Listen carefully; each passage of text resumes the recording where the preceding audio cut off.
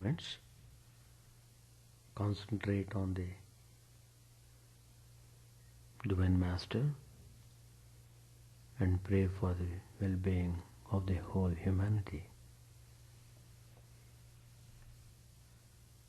Shanti Shanti Hari Om Tat Sat. Om Stavakaya Chadharmasya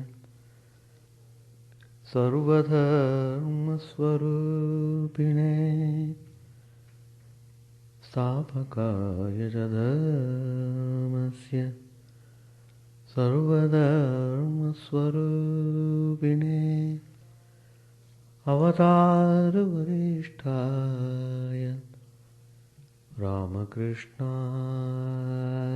Te Namah. Asato ma sadgamaya Tamaso ma jyotirgamaya Asato ma sadgamaya Tamaso ma jyotirgamaya Mrityorma mritangamaya. Om Shanti Shanti Shanti. Let us bow down to Sri Ramakrishna, the embodiment of all religions, the Supreme God Incarnate. Let us pray to Him to lead us from the unreal to the real, to lead us from the darkness of ignorance to the light of knowledge, to lead us from death to immortality.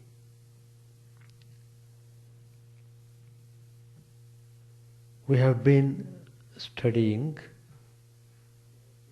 the teachings of Gospel of Sri Ramakrishna.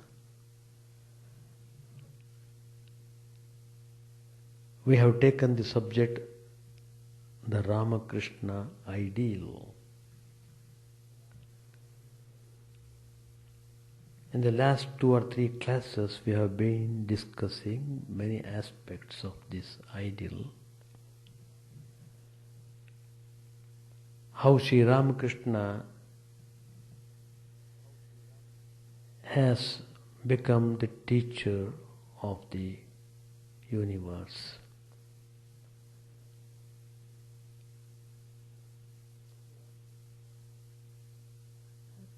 Sri Ramakrishna has come at the right time to establish harmony among different religions. It was very important. People got confused. People would quarrel.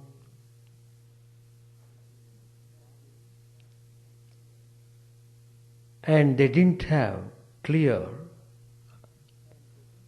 understanding of the principles of religion. In general, people at large would have narrow ideas and would be influenced by a certain type of fanaticism.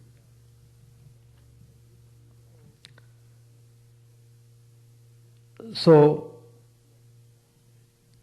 here we understand the significance of the Ramakrishna ideal. He has come to establish harmony among the different religions.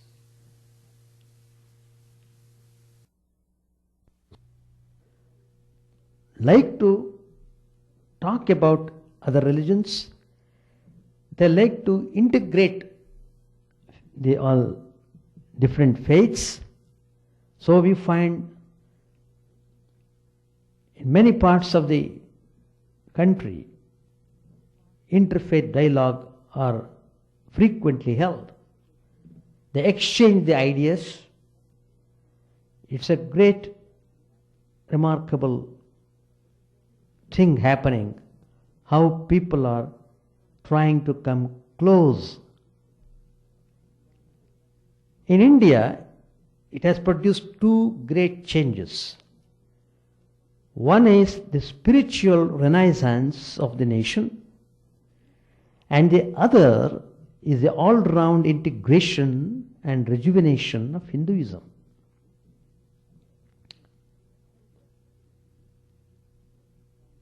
It is worth studying Swami Vivekananda's views on the influence of Sri Ramakrishna. One of those is the creation of a universal religion. Swamiji saw that the message of Sri Ramakrishna, if properly interpreted, could not only bring about interreligious harmony and understanding, but also unite diverse religions and sects into one universal religion. Such a unified religion would exert a tremendous liberalizing and integrating effect on mankind and would considerably enhance human development and spiritual evolution. Secondly, Swami Vivekananda saw that the personality of Sri Ramakrishna could serve as a prototype for the creation of a new society. The life of Sri Ramakrishna proves that the greatest breadth, the highest Catholicity, and the utmost intensity can exist side by side in the same individual, and that society also can be constructed like that. For society is nothing but an aggregate of individuals. Again, in a letter to his monastic brothers, Swami Vivekananda wrote, the teaching of this new incarnation or teacher is that the best points of yoga, devotion, knowledge and work must be combined now so as to form a new society. There must be proper blending of all these yogas in one's personality. That is the ideal set before us in the modern times. The building of such an integral society has already begun and is going on imperceptibly. People are coming to understand the great significance of the Vedantic movement. They are understanding more closely and they are experiencing a sense of fulfillment coming to Vedanta, because Vedanta has no barriers. It is like a vast ocean. It can absorb all the rivers into it. It has got so much width and so much depth. So Vedanta is that religion which could integrate all the religions of the world. That's the meaning of telling one eternal religion, which dwells on the principle being The divine supreme power is one. It manifests in different ways. It manifests through different religions. It manifests through different sects. It manifests through different personalities. It manifests to the highest degree through incarnation. So the incarnations come to this world to set right the distortions caused, the damage caused, the disturbance generated over the period of time. It is just like weeds growing up in the field.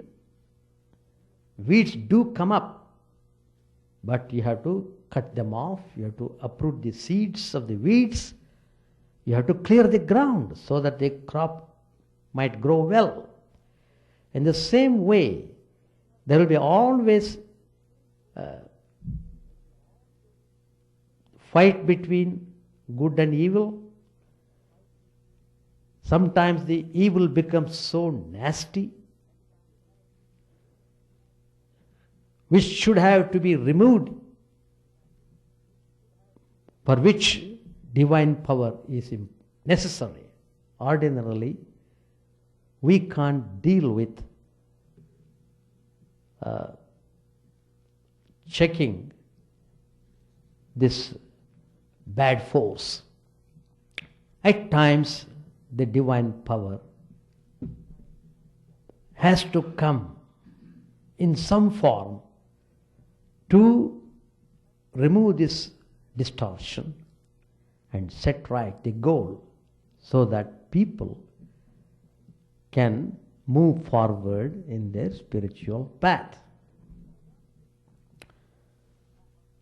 Sri Ramakrishna was not a mere ideal man or a world teacher. He was a unique being endowed with superhuman attributes of the divine person. Even during his lifetime, Sri Ramakrishna had become an object of worship, and several great scholars, spiritual adepts, religious leaders, they all had considered Sri Ramakrishna an incarnation. Today, he is being worshipped by millions of people, belonging to all strata of society, castes, creeds, and nationalities. All over the world, you find people adoring the teachings of Sri Ramakrishna and adopting his teachings in their life. And this universal acceptance is not the result of organized proselytization, but a spontaneous product of the intuition of the human soul for things divine. It was this natural conviction that prompted Western savants like Max Muller, Roma Roland, to become Sri Ramakrishna's admirers. Introducing Sri Ramakrishna to his Western readers, Roma Roller wrote, allowing for differences of country and of time, Ramakrishna is the younger brother of our Christ. These are the words of Roma Roller. This kind of extraordinary charisma cannot be explained only on the basis of the humanity of Sri Ramakrishna. Another evidence of the supernatural in Sri Ramakrishna comes from the Master's inborn spiritual traits and extraordinary experiences. The vast range of his experiences, which included not only all the ideals of Hinduism, but also the ideals of others, is unprecedented. No less astonishing is the rapidity with which he touched the peak of every type of religious experience, to attain any one of which an ordinary saint or sage usually takes a lifetime. But if you study Sri Ramakrishna's life, you will know whatever spiritual practice he would take, he would get the result in 3 days. Even the highest non-dualistic experience he achieved in 3 days. His Guru Totapuri himself was astounded, and he remarked, well, I took 40 years to have the experience of non-dualistic realization, whereas Sri Ramakrishna got it in 3 days. He was amazed. Yet another evidence of superhuman dimension of Sri Ramakrishna's personality lies in the great spiritual power he wielded. Now, transformation of character is a difficult process. More difficult is the transformation of consciousness or spiritual awakening. Both take years to achieve, but Sri Ramakrishna could bring these changes in a very short time. He could raise the consciousness of people to a higher plane by a touch, by a look, or sometimes even by a mere wish. A measure of the Master's spiritual power may be gathered from the large number of great souls whom he awakened, illumined and guided.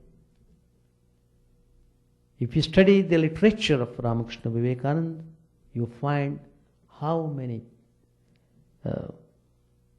spiritual aspirants got awakened, got illumined, got guidance. Only a superhuman divine center can keep in orbital circulation a galaxy of such first magnitude spiritual stars as Vivekananda, Brahmanand and others. Now, every saint and sage is not an incarnation. We use the word very loosely. Oh, he is the incarnation of such and such. According to SWami Vivekananda, an incarnation is born only once in 500 years or so. An incarnation is not a passive being who only enjoys the worship of his devotees. He is a special manifestation of the divine who is endowed with supreme powers and shoulders superhuman responsibilities for universal welfare out of boundless love and compassion for suffering humanity. In order to understand the incarnation of Sri Ramakrishna, it is necessary to study the characteristic features and functions of an incarnation and how far they are fulfilled in Sri Ramakrishna. The first feature, the Redeemer, Swami Vivekananda has defined the incarnation as a Kapala Mochana. Very nice word in Sanskrit. Kapala Mochana means one who can alter the doom of people. That is called Kapala Mochana. One who can alter the doom of people is the Lord. So, no saint or sage advanced, however he may be, can claim this unique position. An ordinary illumined soul may be able to guide a few people or even awaken their spiritual consciousness, but he cannot alter the karma phal of anybody.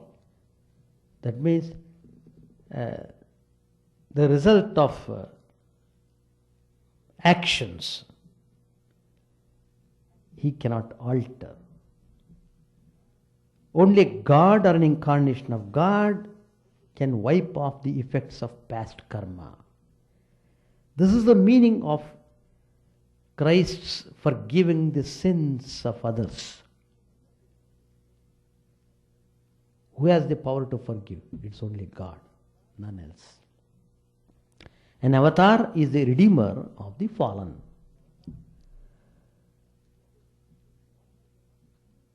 He can wash away any sin. That is the first feature of the incarnation. The second is, the incarnation is the door to the infinite. The personality of an incarnation appears to be limited because he is born like us, as a human being with hands, feet, legs and all the senses, mind, ego, everything. For outward looking he is like us. But there is some speciality in the incarnation. The incarnation is ever in contact with the infinite. Sri Ramakrishna used to compare the ego of the incarnation to a big hole in a wall through which one could see vast stretches of land on the other side. This means that the incarnation acts as a door to the infinite. He acts as a connecting link between the individual consciousness of the aspirant and the infinite consciousness of God. This connection lies hidden deep in our consciousness. The incarnation has the capacity to manifest himself as the inner controller. Seated in the heart, he first of all awakens the individual consciousness of the aspirant. Then he reveals himself in all his divine splendor. And finally, through his consciousness, the individual consciousness of the aspirant gets united with the infinite consciousness of Brahman. Thirdly, incarnation is a shock absorber and evolutionary catalyst of the age. It's also a very important point which we should know. Every age is marked by the clash of ideals, by the conflict of the dominant forces of history. The shocks produced by these conflicts upon society are absorbed by the incarnation. How does he do it? By exercising his omnipotent will, by evolving new ideals suited for the age. These ideals represent the spirit of that age. Furthermore, the incarnation gives a tremendous boost to the spiritual evolution of mankind. The birth of an incarnation is marked by the signs of spiritual awakening all over the world. SWami Vivekananda, one of the great disciples of Sri Ramakrishna, said that in this age, Sri Ramakrishna has awakened the cosmic Kundalini by his fervent prayers. We have got individual Kundalini. Everyone has got Kundalini power. In the same way, the Kundalini power of the whole world is there, whole universe. And the incarnation has the power to awaken the Kundalini of the universe. By awakening the Kundalini of the world, he is awakening the individual consciousness of the beings. So whoever is aspiring for spiritual upliftment, whoever is struggling sincerely to find the way in their spiritual path, they are all awakened by Sri Ramakrishna. What is needed is very simple: be sincere in your efforts. You will get everything you want. You will get everything you want, not only that, you get more also. That is the beauty of coming in contact with incarnation. In Sri Ramakrishna you find all the conflicts merge. There is no conflict if you come to Sri Ramakrishna.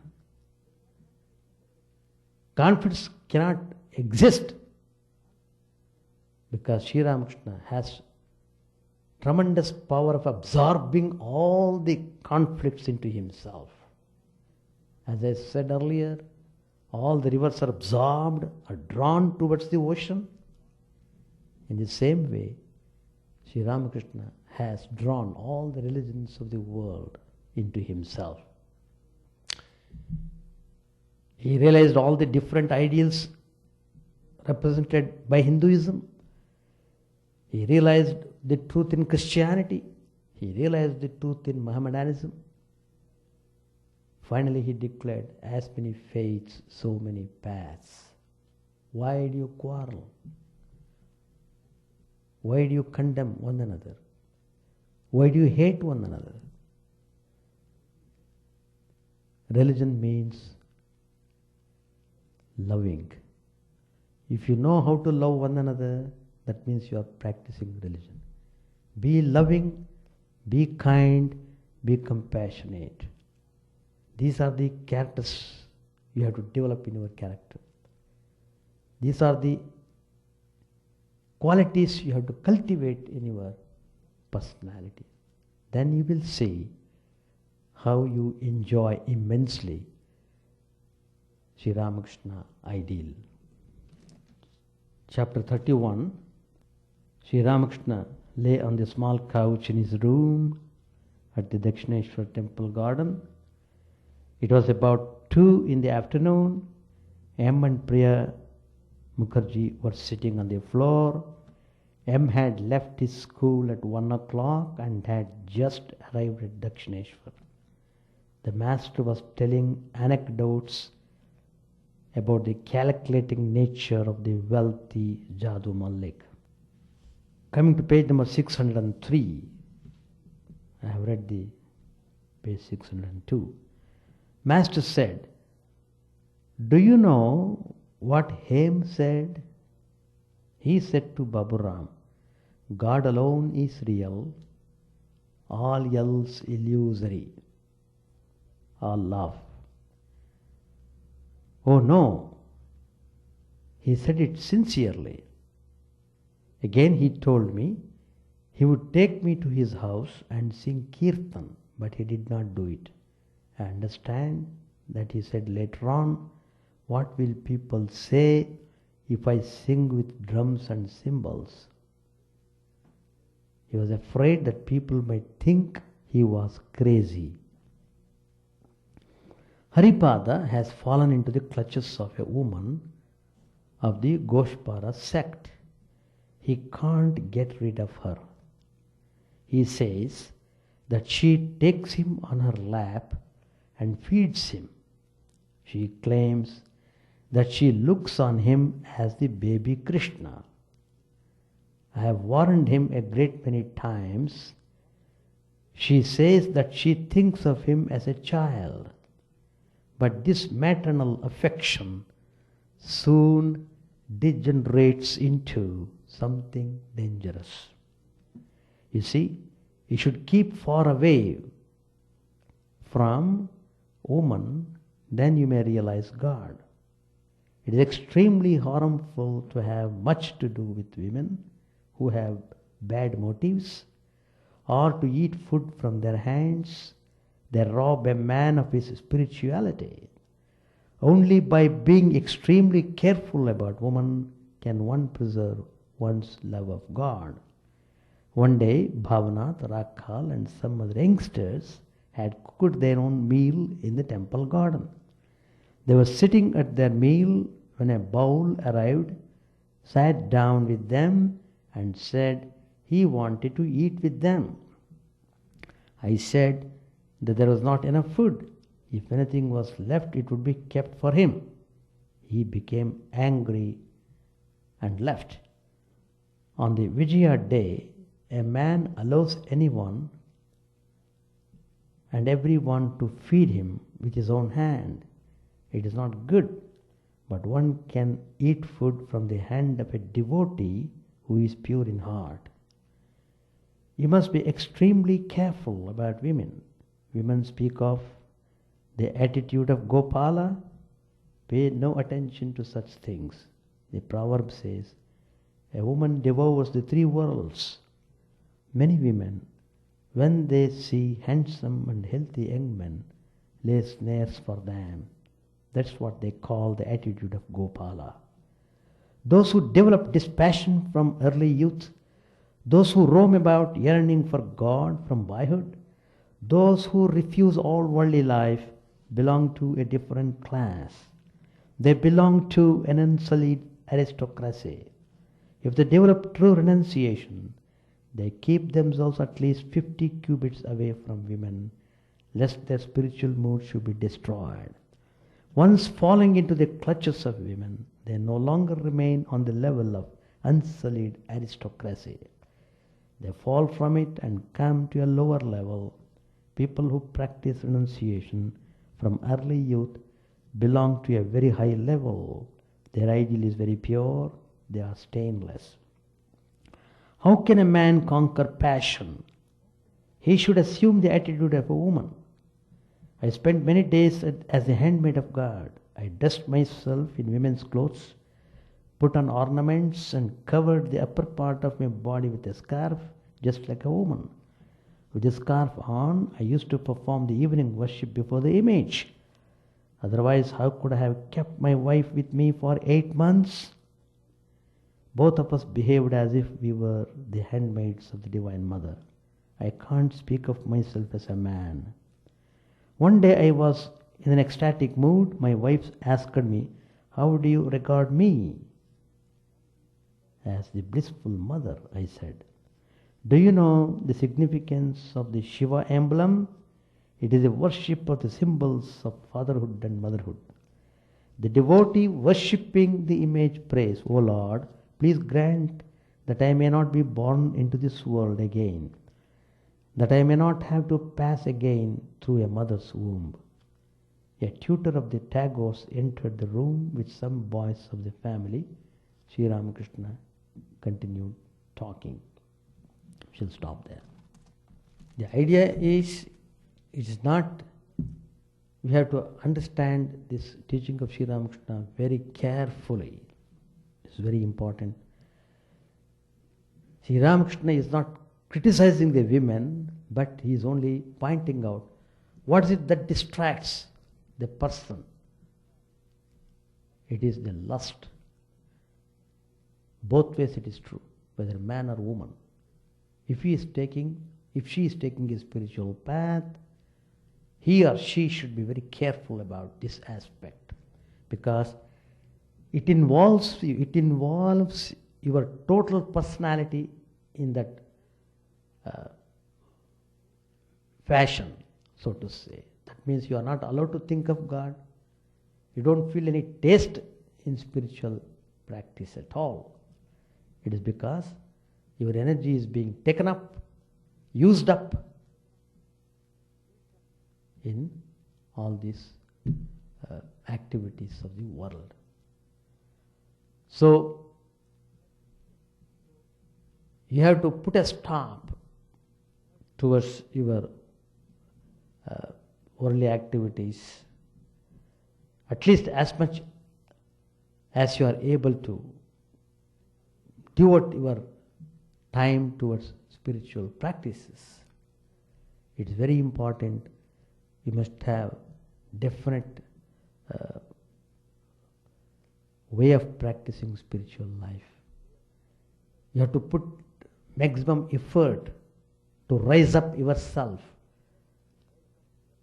to get disengaged from the total involvement of the worldly activities and to get connected with the spiritual ideas and to enter into the spiritual realm.